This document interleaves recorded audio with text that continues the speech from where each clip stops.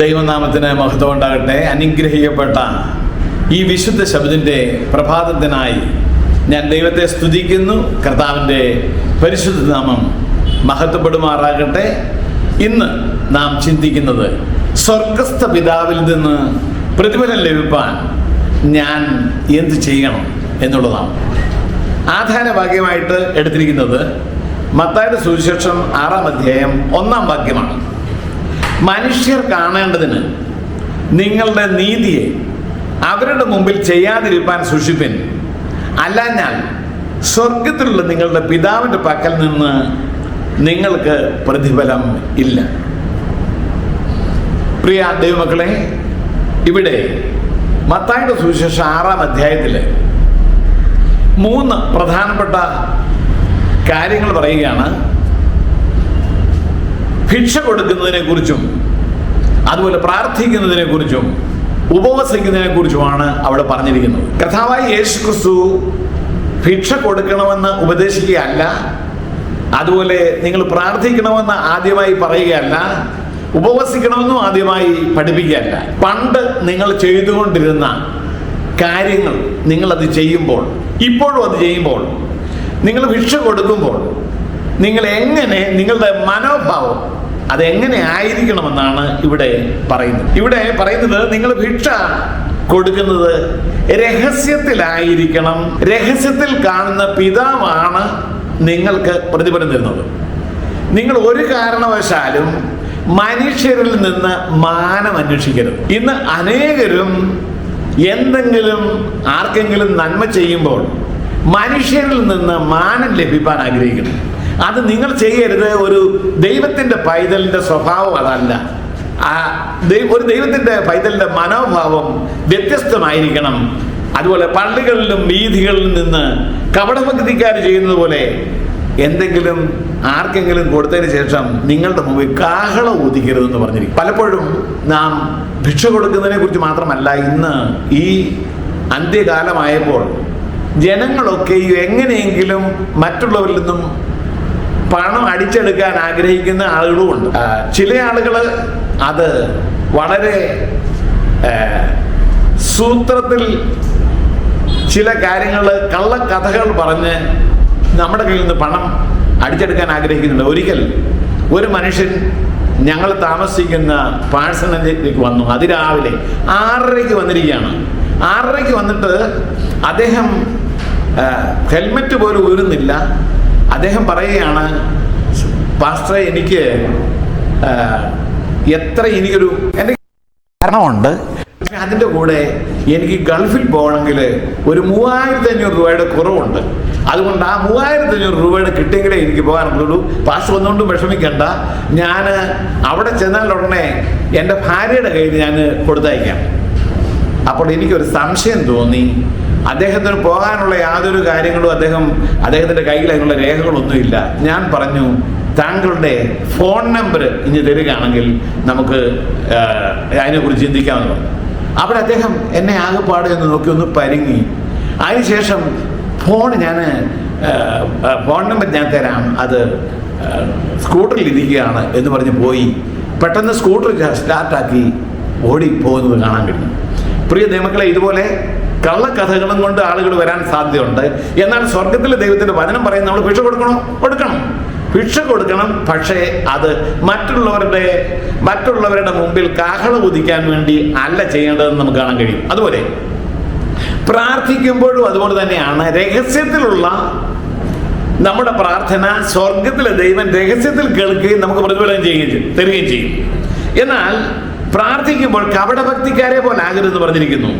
അവർ മനുഷ്യർക്ക് വിളങ്ങേണ്ടതിനാണ് പ്രാർത്ഥിക്കുന്നത്. പള്ളികളിലും തെരുക്കോണുകളിൽ നിന്ന് പ്രാർത്ഥിക്കാനാണ് അവർ ആഗ്രഹിക്കുന്നത്.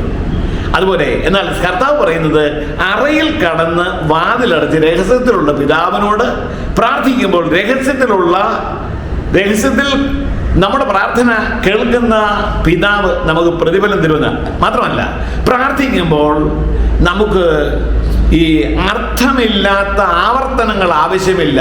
നമ്മൾ പ്രാർത്ഥിക്കുന്നതിന് മുമ്പ് തന്നെ സ്വർഗത്തിലെ ദൈവം എന്താണ് നമ്മൾ പ്രാർത്ഥിക്കുന്നത് അറിയാം. നിങ്ങൾക്ക് ആവശ്യമുള്ളത് ഇന്ന് യാചിക്കും മുമ്പേ നിങ്ങളുടെ പിതാവ് അറിയുന്നുവല്ലോ എന്നാണ് തിരുവചനം നമ്മളെ പഠിപ്പിക്കുന്നത്.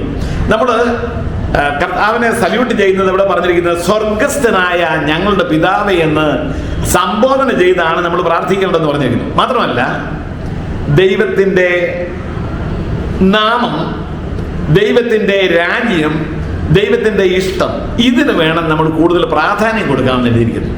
അതുകൊണ്ട് ദൈവത്തിൻ്റെ നാമം വിശുദ്ധീകരിക്കപ്പെടണമെന്നും ദൈവത്തിൻ്റെ രാജ്യം വരണമെന്നും ദൈവത്തിൻ്റെ ഇഷ്ടം സ്വർഗത്തിലെ പോലെ ഭൂമിയിലും ആകണമെന്നാണ് നമ്മൾ പ്രാർത്ഥിക്കുന്നത്. മാത്രമല്ല, നമ്മൾ പ്രാർത്ഥിക്കുമ്പോൾ ഞങ്ങൾക്ക് ആവശ്യമുള്ള ആഹാരം തരണം. പിന്നെ പറയുന്നത്, ഞങ്ങളോട് കർത്താവെ ക്ഷമിക്കണം. ഞങ്ങൾ മറ്റുള്ളവരോട് ക്ഷമിക്കുന്നു, അതുപോലെ കർത്താവ് ഞങ്ങളോട് ക്ഷമിക്കണമേ. അതുപോലെ തന്നെ മറ്റൊരു കാര്യം പറയുന്നത്, ദുഷ്ടങ്ങളിൽ നിന്ന്, പിശാചിൽ നിന്ന് ഞങ്ങൾക്ക് രക്ഷ നൽകണമേ, ഞങ്ങളെ വിടുവിക്കണമേ എന്നാണ് നമുക്ക് പ്രാർത്ഥിക്കാൻ കഴിയുന്നത്. മാത്രമല്ല, അതുപോലെ തന്നെ നമ്മുടെ പ്രാർത്ഥന ഏറ്റവും അനുഗ്രഹപൂർണമായി തീരണം. കാരണം നാം മറ്റുള്ളവരോട് അവരുടെ പിഴകളെ ക്ഷമിച്ചു കൊടുക്കുമ്പോൾ സ്വർഗസ്ഥനായ പിതാവ് നമ്മുടെ പിഴകളെ ക്ഷമിച്ചു തരും എന്ന് പറഞ്ഞിട്ടുണ്ട്. എന്നാൽ നമ്മൾ മറ്റുള്ളവരോട് പിഴകളെ ക്ഷമിച്ചില്ലെങ്കിൽ സ്വർഗസ്ഥനായ പിതാവ് നമ്മളോട് ക്ഷമിക്കില്ലെന്ന് പറഞ്ഞിരിക്കുന്നു. മറ്റൊരു കാര്യം കർത്താവ് പറഞ്ഞ ഉപവസിക്കുന്ന കാര്യമാണ്. ഉപവസിക്കുമ്പോഴും നമ്മുടെ മനോഭാവം വ്യത്യസ്തമായിരിക്കരുത്. അതായത് കപടഭക്തിക്കാരോടെ പോലെ വാണിയ മുഖം കാണിക്കരുത്. മറ്റുള്ളവർക്ക് വിളങ്ങേണ്ടതിനാണ് ഇതെല്ലാം ചെയ്യുന്നത്. അതുകൊണ്ട് അങ്ങനെ മുഖം വിരൂപമാക്കി നമ്മൾ ചെയ്യേണ്ട കാര്യമില്ല. സ്വർഗസ്ഥനായ ദൈവത്തിന് നമ്മുടെ ഉപവാസം അറിയുന്നു, കർത്താവ് നമ്മുടെ ഉപവാസം അറിയുന്നു, നമ്മളെ യഥാർത്ഥമായി അറിയുന്നു. അതുകൊണ്ട് നാം മറ്റുള്ളവർക്ക് വിളങ്ങണമെന്ന് ചെയ്യരുത്. നമ്മൾ ദൈവവുമായിട്ടുള്ള ബന്ധത്തിൽ വേണം ചെയ്യാൻ. ദൈവത്തിൻ്റെ നാമം മഹത്വപ്പെടുത്തുവാനും ദൈവത്തിൻ്റെ രാജ്യം വരുവാനും ദൈവത്തിന് വേണ്ടി ദൈവത്തിൻ്റെ ഇഷ്ടം ചെയ്യുവാനും മാത്രമായിരിക്കണം നമ്മുടെ ഈ 3 കാര്യങ്ങൾ. നമ്മൾ ഭിക്ഷ കൊടുക്കുന്നതായിരുന്നാലും, പ്രാർത്ഥിക്കുന്നതായിരുന്നാലും, നമ്മൾ ഉപവസിക്കുന്നതായാലും ദൈവത്തിൻ്റെ മഹത്വത്തിനായി മാത്രമേ ചെയ്യാവൂ.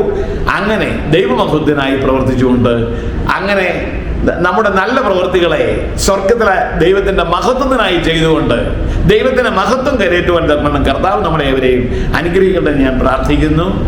കർത്താവ് നമ്മളെ ഏവരെ ആശീർവദിക്കുമാറാകട്ടെ. നമുക്കൊരു വാക്ക് പ്രാർത്ഥിക്കാം.